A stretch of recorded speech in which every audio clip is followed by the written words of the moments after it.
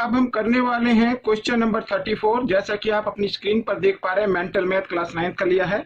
क्या कहता है क्वेश्चन, आइए उसको रीड कर लेते हैं। The circumference of the base of the 24 metre high wooden solid cone is 44 metre.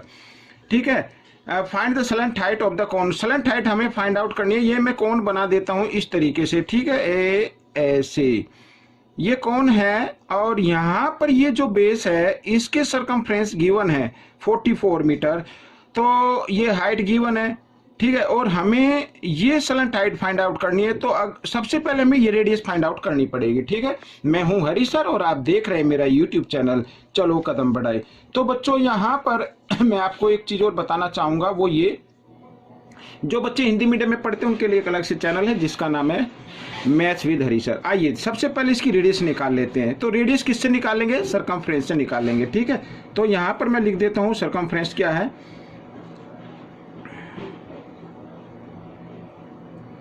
Circumference equal to 44 यहां पर मीटर, और फॉर्मूला होता है 2 पाई आर, ठीक है।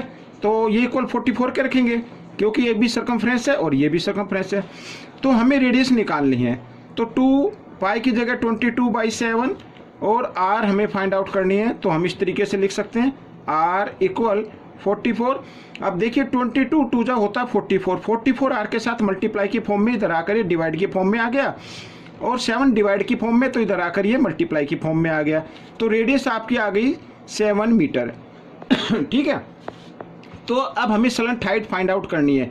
ये गिवन है 24 और रेडियस आ गई यहाँ पर 7 मीटर, और इसको हम मान लेते हैं बच्चों ए ओ बी, ठीक है। इस तरीके से ए बी की लेंथ हमें फाइंड आउट करनी है। तो शॉर्ट में बता रहा हूँ, in triangle A O B में तो ए बी स्क्वायर इक्वल होगा A O square plus B O square. क्यों? क्योंकि ये राइट एंगल ट्रायंगल है, ठीक है। तो यहाँ पर ए बी हमें फाइंड आउट करना है, तो ये इधर स्क्वायर, इधर आकर ये स्क्वायर रूट में मैं चेंज कर देता हूँ। ए ओ है अपनी 7, तो 7 स्क्वायर लिख देंगे, प्लस बी ओ है अपनी 24, तो 24 लिख देते और इसका स्क्वायर, ठीक है, इस तरीके से। तो यहाँ पर बच्चों अब देखिए इस तरीके से 7 को 2 टाइम्स मल्टीप्लाई किया 49, और 24 को 2 टाइम्स मल्टीप्लाई करेंगे तो 576 आ जाएगा, या 24 का स्क्वायर होता है 576। दोनों को ऐड किया तो बच्चों यहाँ पर आ गया 625, और 625 का स्क्वायर रूट होता है 25। तो 25 मीटर आपकी ये क्या आ गई? स्लेंट हाइट आ गई। तो यहाँ पर ए बी, ठीक है, ये आ गए 25 मीटर। ये आपका आंसर बन गया। अब हम करेंगे क्वेश्चन नंबर 35। यहाँ पर भी इसको पहले रीड कर लेते हैं। देखो लिखा a right circular cylinder whose radius is R. तो सिलेंडर है, तो यहाँ पर मैं लिखूंगा रेडियस ऑफ सिलेंडर। तो बिल्कुल भी कंफ्यूज नहीं होना, कंफ्यूज करने के लिए कुछ इस तरीके से दे देते हैं। Radius of cylinder equal to क्या है? आर। यहाँ पर चाहे तो यूनिट लिख सकते हैं। If the diameter of the base, अब देखो यहाँ पर ये मैं इस सिलेंडर बना देता हूँ ऐसे, ठीक है। यहाँ पर ये रेडियस है आर जो दी हुई है, फिर लिखा है इफ द डायमीटर, यानी ये पूरा डायमीटर। तो पूरा डायमीटर कितना हो जाएगा भाई? आर है ना यहाँ तक, तो ये आर तो डबल आर हो गया, ठीक है। यार इस तरीके से आप लिख लेंगे, ठीक है। तो डायमीटर कितना हो जाएगा? 2r, यानी डायमीटर जो होता है रेडियस का डबल होता है, ठीक है, ये याद रखना। आगे लिखा है of close right circular cylinder be equal to its height. तो हाइट्स के इक्वल है, तो यहाँ पर ये हाइट है ना, तो ये भी क्या हो गई? 2r हो गई। समझ में आ गया? तो h, हाँ ये हाइट हो गई। यहाँ पर बच्चों हम लिखेंगे then find the curved surface area in the term of R, यानी आर में ही रखना है उसको। समझ में आ गया? तो यहाँ पर जो हाइट है वो h लेनी है। तो देखो फॉर्मूला क्या होता है? फॉर्मूला होता है कर्व्ड सरफेस एरिया का 2 पाई आर h, इस तरीके से होता है फॉर्मूला। समझ में आ गया? तो यहाँ पर बच्चों देखो 2 का 2 हमने लिया, पाई की जगह हम पाई रखेंगे, और ये रेडियस है तो इसको लिखेंगे 2r, और यहाँ पर बच्चों 2 पार r, और ये आ गई यहाँ पर, इसको भी लिख लेते हैं हम क्या? 2r, इस तरीके से ये मैंने लिख लिया, ठीक है। तो अब कहने का मतलब ये है, यहाँ पर सॉरी, यहाँ पर जो रेडियस है ये गलत हो गया, मैं इसको ज़रा ठीक कर लेता हूँ।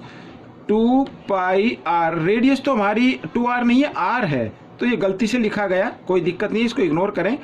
तो वैसे पता लग जाता है जब भी थोड़ी मिस होता है। तो h है अपना क्या, 2r, तो यहाँ पर लिखेंगे 2r। अब इसका एरिया निकालते हैं, 2 2 जा 4, 4 पाई और r स्क्वायर, ये आपका आंसर आ गया बच्चों यहाँ पर, ठीक है। तो ये क्वेश्चन भी हो गया। अब हम करेंगे क्वेश्चन नंबर यहाँ पर ये 36, ठीक है। आइए 36 कर लेते हैं, ये भी बिल्कुल इजी है, पहले इसको रीड कर लेते हैं। The radius of the wire is decrease to 1/3। अब वायर जो होती है बच्चों वो सिलेंड्रिकल होती है, गोल होती है, ठीक है। तो यहाँ पर 1/3 डिक्रीज किया गया है। आइए मैं पहले लिख लेता हूँ, पहले radius of wire, radius of wire मान लीजिए पहले है, या तो आर मान लेते हैं, आर यहाँ पर, ठीक है, आर यूनिट मान लेते हैं। और आगे इसको डिक्रीज किया गया है, आगे लिखा है कितनी लेंथ इंक्रीज हो जाएगी if the volume remain same, यदि वॉल्यूम सेम रहता है। तो मान लीजिए वॉल्यूम अगर हम इसका निकालें तो मान वॉल्यूम आएगा पाई आर स्क्वायर एच, ये मान लीजिए ये वॉल्यूम आ गया, ठीक है ना, ये H1 मान लेता हूँ। अब इसकी क्या क्या डिक्रीज कर दिया गया है। अब इसकी जो न्यू रेडियस बनेगी वो मैं यहाँ पर लिख देता हूँ, new radius of wire, new radius of wire है, ये आर थी ना, इसको 3 से डिवाइड कर दिया, यानी 1/3 कर दिया है। तो न्यू वॉल्यूम क्या आ जाएगी उसको भी लिख लेते हैं यहाँ पर, और न्यू वॉल्यूम तो फॉर्मूला तो वही होगा, पाई आर स्क्वायर एच, यही रहेगा। तो पाई की जगह पाई रखना, रेडियस आ गई r/3 इंटू r/3, और यहाँ पर ये H2, ठीक है। ये अब इनसे कहा कि वॉल्यूम क्या है इसकी सेम है, तो मैं क्या करता हूँ दोनों को इक्वल रख देता हूँ इस तरीके से, ये ऐसे, ये H1 है और यहाँ पर ये H2 आ गई, r को r से किया तो r स्क्वायर, और यहाँ पर 3 3 जा 9 और H2, ठीक है। तो पाई से पाई आप डिवाइड कर दीजिए, और यहाँ पर अगर आप चाहे तो इसमें से हम 1/9 ले लेते हैं अलग से, देखो कैसे, आप कंफ्यूज ना होना बिल्कुल भी, H1, और यहाँ पर लिख सकते हैं r square into n/1/9 H2, इस तरीके से लिख सकते हैं। तो r स्क्वायर से r स्क्वायर, ये पर यहाँ पर ये हो गया। अब हमें बताना है हाउ मैनी टाइम्स इंक्रीज, यानी ये वाली जो रिड्यूस होने से तो इसकी लेंथ कितनी हो गई, ये हमें फाइंड आउट करना। तो इसको यहीं रखना है, इस H1 को इधर ले आए, तो एक तरीके से रेशो में मैं आपको बताता हूँ। तो H2/H1, और ये 9 जब इधर आएगा तो ऊपर आ जाएगा, नीचे 1 आ गया, तो 9 टाइम्स इंक्रीज हो जाएगी बच्चों। आपको इतना याद रखना है, अगर रेशो फाइंड आउट करना तो 9:1 आता है, लेकिन इसमें बताना है कि कितनी लेंथ इंक्रीज होगी, कितने टाइम्स इंक्रीज होगी। ये देखिए यहाँ पर लिखा है हाउ मैनी टाइम्स, ठीक है, तो 9 टाइम्स इंक्रीज होगी, तो ये आपका आंसर आ गया, ये वाली 9 टाइम्स बढ़ गई ना, तो 9 टाइम्स इसको लिख देते हैं इस तरीके से, ठीक है। अब हम करेंगे क्वेश्चन नंबर यहाँ पर 37, इसको भी रीड कर लेते हैं। देखो लिखा है the volume of the cylinder of radius R, ठीक है ना, is equal to the volume of rectangular box with the square है बच्चों, यहाँ पर SQUARE, ठीक है, square box of side x unit. तो देखो बच्चों कहने का मतलब ये है, यहाँ पर ये सिलेंडर है, ठीक है बच्चों, ये सिलेंडर हो गया, और इसकी जो रेडियस है, देखो लिखा the volume of the cylinder of the radius r, यानी इसकी रेडियस r है, इसका वॉल्यूम, और एक ये यहाँ पर ये स्क्वायर टाइप का है, ये देखो ये क्यूब टाइप का बना है, ये मैं थोड़ा सा ऐसे बना देता हूँ और इस तरीके से, ठीक है। तो ये ऐसे यहाँ पर, तो ऐसे है जिसका ये स्क्वायर टाइप का बॉक्स, इसकी साइड है x, और आगे देखो if the cylinder and the box have equal height, ये हाइट मान लीजिए ये h है तो ये भी h है, ठीक है ना। तो हमें फाइंड आउट करना है, then find the r in the term of x, ठीक है, r फाइंड करना है x के टर्म में। तो आइए करना शुरू करते हैं। तो सबसे पहले इसमें देखो क्या लिखा है, वॉल्यूम इक्वल है, तो इक्वल वॉल्यूम रख देते हैं। तो यहाँ पर जो सिलेंडर की वॉल्यूम क्या आएगी, यहाँ पर मैं फॉर्मूला लिख देता हूँ, शॉर्ट में बता रहा हूँ मैं, ठीक है। तो फॉर्मूला होता है पाई आर स्क्वायर एच, और ये इक्वल है बच्चों यहाँ पर length into breadth into height के। अब हाइट तो सेम है ना, यहाँ पर ये सेम रख देते हैं, कोई दिक्कत नहीं है।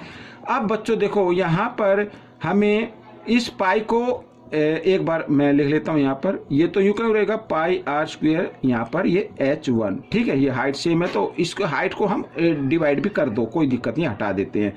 अब यहाँ पर l ये x है तो x इंटू एक्स इस तरीके से आ गया। तो यहाँ पर क्या बचा बच्चों, देखो यहाँ पर बचा ये आर स्क्वायर इक्वल एक्स को मल्टीप्लाई किया एक्स स्क्वायर, ये पाई इधर मल्टीप्लाई की फॉर्म में, इधर आकर ये डिवाइड के फॉर्म में आ जाएगा। तो इस तरीके से ये आपका आंसर आ गया। इतना कर सकते हैं या फिर और कर सकते हैं, इस को स्क्वायर को मैं इधर ले आता हूँ स्क्वायर रूट में, तो एक्स स्क्वायर और यहाँ पर पाई इधर स्क्वायर रूट हो गया, तो स्क्वायर से स्क्वायर रूट कट गया, तो यहाँ पर आ गया एक्स और नीचे आ गया यहाँ पर रूट पाई। तो बच्चों ये हो सकता है आंसर गलत हो, लेकिन आपका ये आंसर निकलेगा। अगर आपको और तरीके से आता तो मेरे को जरूर बताना, बाकी आपका ये आंसर निकल चुका है। तो बच्चों ये क्वेश्चन आपके सोल्व हो चुके हैं। आपको ये 4 क्वेश्चन कैसे लगे मुझे जरूर बताएं, इसमें से सीखकर दूसरों को जरूर सिखाएं। मिलते अगले भाग में, तब तक के लिए आप प्रैक्टिस करते रहिए। Thanks for watching my videos.